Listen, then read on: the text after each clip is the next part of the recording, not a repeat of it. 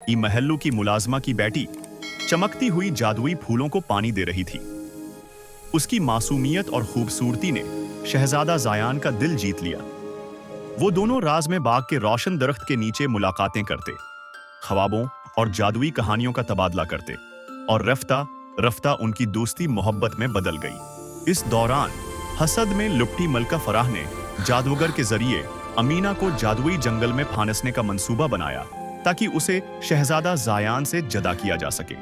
अमीना ने जादुई जंगल में मुताद्दिद आजमाइशें दी, जादुई मखलूकात का सामना किया और अपनी छपी हुई ताकत दरियाफ्त की कि वो जादुई जानवरों से बात कर सकती है।